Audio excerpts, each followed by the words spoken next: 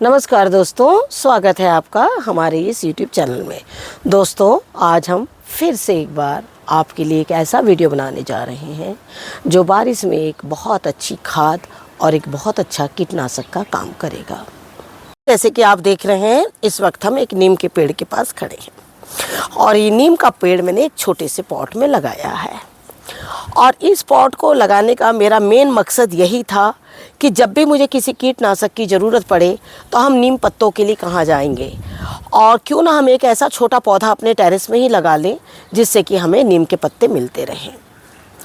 Actually क्या होता है ना कि जो नीम के पत्ते हैं वो हमें बहुत कम मात्रा में लगते हैं, और यही कारण है कि इतना बड़ा नीम का पत्ता जो है वो मेरे लिए काफ़ी है। क्योंकि आज जो चीज़ मैं करने जा रही हूँ उसमें मुझे 250 ग्राम, मतलब 100 ग्राम से 250 ग्राम के बीच में ही पत्ता चाहिए।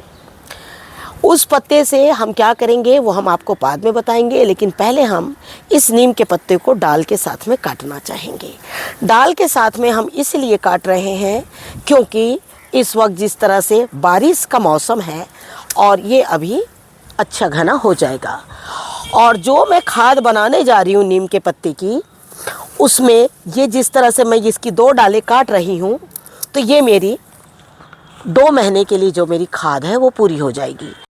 ये है गोबर, ये है हमारा गोधन अर्क, और ये है हमारे नीम के पत्ते। जैसे आप सभी जानते हैं, ये हमारे पौधों का एक अच्छा भोजन है।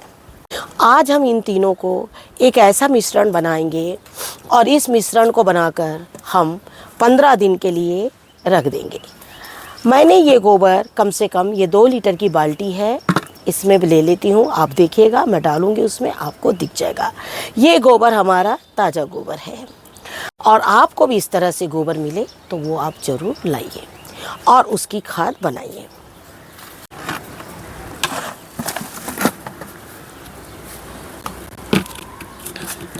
जैसे आप देख रहे हैं, ये है गोबर। इस गोबर में हम कम से कम 100 से 150 ml 100 से 150 ml गोधन हम मिला देंगे। ये गोबर हालांकि हमारा देसी गाय का है। आपको अगर देसी गाय का गोबर मिलता है तो बहुत अच्छी बात है, और अगर नहीं मिलता है तो कोई बात नहीं, जो गोबर मिलता है आप वही ले सकते हैं। इस गोबर में हम ये जो हमने नीम के पत्ते तोड़े थे, उस नीम के पत्ते की चटनी है जिसको मैंने मिक्सर ग्राइंडर में पीस लिया है। पीसने के बाद में मैंने इसमें मिला के रख दिया है। इसमें हमें पानी नहीं मिलाना है, एक बात याद रखिए। इसको इसी तरह से मिला के और छोड़ देना है। हमने ये जो खाद बनाई है, ये बनाने का मेन मकसद हमारा ये है कि ये जो खाद है, सबसे बड़ी बात इसमें ऐसे कोई भी पत्ते या कीटनाशक ऐसा कुछ भी नहीं है जो हमारे लिए या पेड़ पौधों के लिए हार्मफुल है। कई बार लोग ऐसे पत्ते डालने से काफ़ी डरते हैं, जैसे धतूरा है, आक है, लेकिन नीम के पत्तों से लोगों को थोड़ी कम डर और कम झिझक होती है। तो हम आपसे यही बोलना चाहेंगे कि ये खाद एक ऐसी खाद है जो कीटनाशक का भी काम करेगी और आपकी खाद का भी काम करेगी। बारिश के दिनों में जिस तरह से आप देख रहे हैं हमारे ये जो पौधे हैं, हम इनमें अगर गोबर की खाद डालते हैं या पल्प डालते हैं तो आपको ये पता होगा कि हमें उसे ज़्यादा मात्रा में डालनी है। और अगर हमने ज़्यादा मात्रा में डाली और अचानक बारिश हो गई तो कंटेनर से आप देखिएगा, जिस रंग का आप खाद डालती हैं, जिस तरह का आप गोबर डालती हैं, उसी तरह का वो सारा का सारा बह जाता है।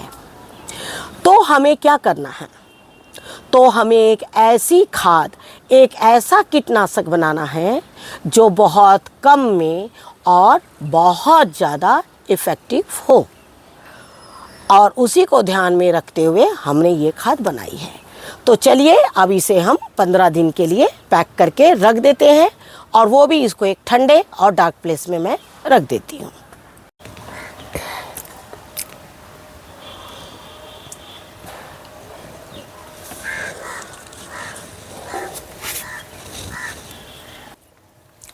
आप लोगों के कई ऐसे सवाल आते हैं कि हमारे बैगन के पौधे जो हैं वो ख़राब हो रहे हैं, उनमें कीट लग रहे हैं और हमारे बैगन जो नहीं हो रहे हैं। जैसे कि कई बार ऐसा होता है कि आपके बैगन के, कई बार आप लोगों का कहना होता है बैगन में फूल तो आ रहे हैं लेकिन जो है वो फल नहीं आ रहे हैं। और इन्हीं सब चीज़ों को देखते हुए हमने जो इन पौधों के लिए, इन मिट्टी के लिए जो खाद 15 दिन पहले बनाई थी और आप लोगों से कहा था कि हम ये खाद आपको जल्द ही बताएंगे। नहीं बताने की वजह हमारी ये थी कि जिस तरह से बारिश आ रही थी, अगर हम वो कीटनाशक इसमें डालते हमारा कोई फ़ायदा नहीं होता। और नहीं इसलिए होता कि बारिश से हमारी जो वो खाद थी, जो कीटनाशक वाली खाद है, एक्चुअली जो हमने इस बार का जो कीटनाशक बनाया है वो जो है एक खाद के साथ साथ में कीटनाशक भी है। तो चलिए हम आपको कुछ अपने ऐसे फल भी दिखा रहे हैं जो हमारी इस तरह की मिट्टी से किस तरह से फल जो है वो काफ़ी अच्छे तैयार होते हैं। अगर आप लोगों ने हमारे पुराने वीडियोस देखे होंगे तो आपने देखा होगा कि हमने खरबूज की बहुत ज़्यादा हार्वेस्टिंग करी है। और अब देखिए ये पौधा जो है पूरा सूख चुका है, यहाँ तक कि इस पर कीटों ने भी हमला कर दिया है, लेकिन फिर भी फल और फूल इसी तरह से बन रहे हैं। तो इसके पीछे अगर कोई वजह है तो वो है आपकी मिट्टी। हालांकि हमने इस पर कोई भी छिड़काव बिल्कुल नहीं किया है, लेकिन मिट्टी में जितनी ताकत है, मिट्टी में जो हमने शक्ति दे रखी है, वही शक्ति इन फल और फूलों को काम आ रही है। अब पहले हम आपको बताते हैं वो खाद जो आपके पौधों के लिए एक कीटनाशक का काम करेगा। हमने जब ये गोबर की खाद बनाई थी, इस गोबर का जब कीटनाशक तैयार किया था तो हमने आप लोगों से कहा था कि हम इसे 15 दिन भिगाएंगे और 15 दिन के बाद हम इसे इस्तेमाल करेंगे। लेकिन इस वक्त 15 दिन नहीं, इसे कम से कम 20 दिन से ज़्यादा हो गए। वजह बहुत ज़्यादा तेज़ बारिश थी और तेज़ बारिश में मैं इसका इस्तेमाल नहीं करना चाहती थी। हमने आपसे कहा था कि उस वक्त जो गोबर था हमारा वो बिल्कुल ताज़ा गोबर था और आपने देखा होगा ताज़े गोबर में कीट काफ़ी होते हैं।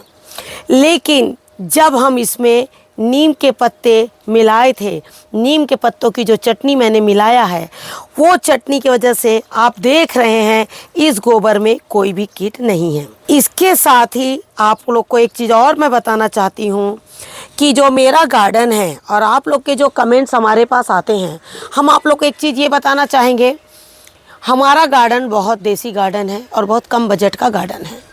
इसीलिए हम ज़्यादातर ऐसे कीटनाशक का यूज़ करते हैं जो हमें घर पर ही उपलब्ध हो। जैसे कि हम जानते हैं बहुत लोगों को गोबर वगैरह ऐसी चीज़ इस्तेमाल करने में थोड़ी कठिनाई होती है, लेकिन जिनको ये सुविधाएं हैं, जो ऐसी गार्डनिंग करते हैं जो कम खर्च वाली हो और जो गोबर से ही काम लेना चाहते हैं, वो आप इस तरह के कीटनाशक बना सकते हैं। इसमें अब हम क्या करेंगे, इसमें हमें पानी मिलाना है। जैसे कि ये गोबर हमारा कम से कम 5 से 7 केजी होगा। इसकी प्रॉपर क्वांटिटी हम आपको नहीं बता सकते क्योंकि हमने इसका कोई वेट नहीं किया है, लेकिन आप इस तरह इसे बकेट में देख सकते हैं कि ये कितना गोबर है। नीम के पत्ते की हमने आपको क्वांटिटी लगभग बता दी थी, लेकिन एक चीज़ और ये बताना चाहेंगे कि नीम के पत्ते की चटनी अगर आप 1 केजी भी पीस सकें तो बहुत अच्छा है, लेकिन 1 केजी का मतलब कम से कम 20 प्लांट में, वो 20 से 25 प्लांट में आपकी वो नीम के पत्ते हो जाएंगे। अब हमें क्या करना है, इसमें पानी मिलाना है। पानी कम से कम आपकी मर्ज़ी है, पानी आप इसमें 5 लीटर मिलाइए, 10 लीटर मिलाइए, लेकिन जितना गोबर है हम आपको यही कहेंगे इसका 3 गुना पानी मिलाइए। 3 गुना का मतलब है अगर ये 7 केजी है तो कम से कम 20 लीटर आप इसमें पानी मिला लीजिए। तो ये देखिए इस तरह से मैंने इसमें पानी मिला दिया। बकेट मेरा छोटा है इसीलिए हम इसमें कम से कम 10 लीटर पानी मिला रहे हैं, क्योंकि नीचे जो गोबर है वो भी कम से कम 5 से 7 केजी के करीबन जो हमारा गोबर है। एक चीज़ आपको ध्यान से बार बार हम बता रहे हैं, ताज़े गोबर में एक तरह का कीट पाया जाता है जो हमारे पौधों के लिए नुकसानदायक होता है। लेकिन जब हमने इसे इस तरह से 15 दिन के लिए 15 दिन के लिए जब हमने इसे भिगो दिया, आप देख रहे हैं गोबर कितने आसानी से घुल गया है। और घुलने की वजह यह है कि ये गोबर जो है पूरी तरह से खाद और कीटनाशक का काम करने के लिए तैयार है। तो ये देखिए, इस तरह से आप इसमें और भी पानी मिला सकते हैं।